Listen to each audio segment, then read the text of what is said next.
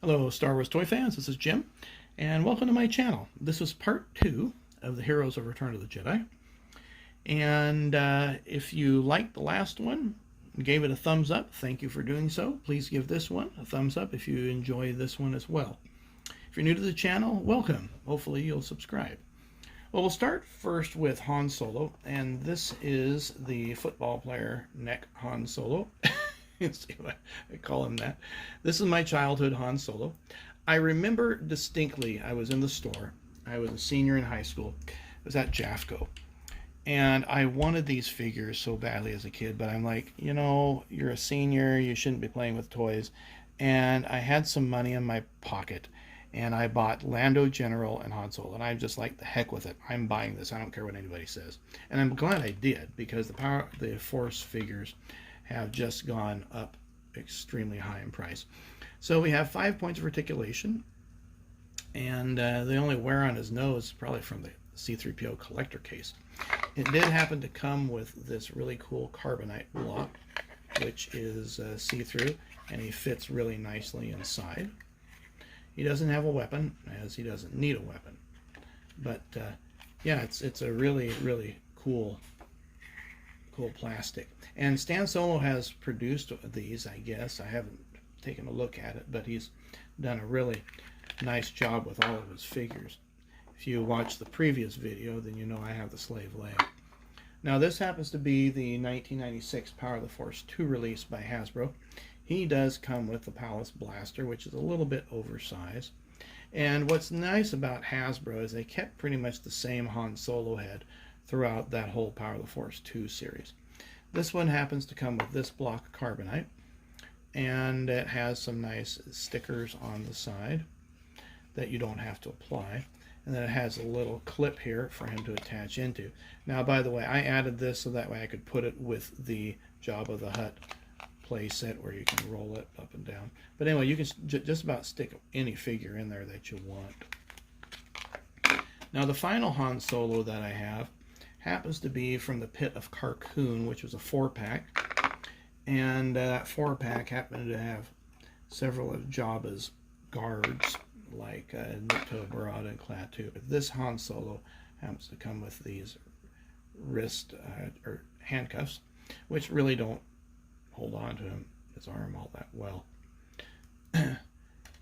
He has several points of articulation. This arm happens to move up and down. The head does rotate. The wrist or the waist rotates. This arm does not turn. Neither do the wrists.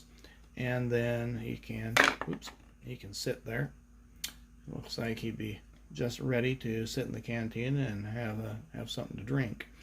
But nonetheless, it was a figure that came with those 3 guards, which is why I picked this one up. Now, directly behind him, we happen to have Chewbacca. And this is as Chewbacca as the prisoner. So when Leia Bouche brings him in, he happens to come with his bowcaster, I think that's the right term. And then this Chewbacca happens to have a chain on it. Hasbro or Kenner did not produce this. This is just part of the collection that I do have. 6 points for articulation, minimal head movement, waist does fully turn, and he can kind of sit, but not really. It's kind of hard to put the blaster in, or bowcaster.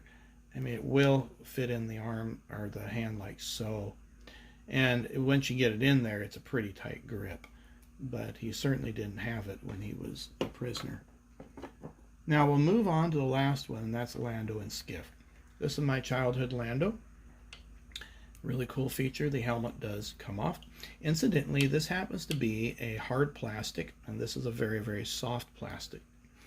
And I may end up, I'm getting off topic here, but I may end up keeping that helmet separate, because there's a thing called Mego-Melt. If you're not familiar with Mego-Melt, it's where dissimilar plastics, meaning hard and soft plastics, in contact with each other over a long period of time tend to melt each other. They have a chemical reaction.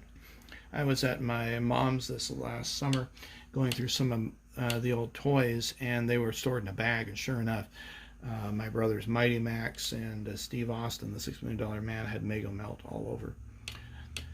Well, anyway, Lando, as I mentioned, he has got this hard plastic helmet, which is nice. This is a pretty good face recognition of Billy D. Williams.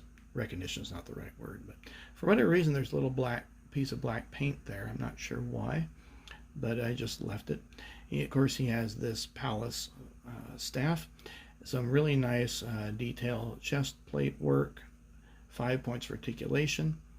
So you can sit, and we put the helmet back on. And then we come to the 2009 Pit of Carkoon. Now, I did happen to have the Power of the Force version, but when this one came out, I liked it better. And so I replaced that and gave the other one to my son. This does have a soft helmet. And this is even a better likeness of Billy D. Williams, in my opinion. He has a lot of points of articulations. His legs do move. He almost can sit. He does have a holster where he can put the Palace Blaster in, which is cool. I like that feature, and it stays in really nicely. The staff is chintzy. I mean, look at how flexible that is. Hasbro should have done him a decent job and made it a harder plastic. At any rate, this arm does rotate around. The wrist does not. This arm happens to move at the elbow.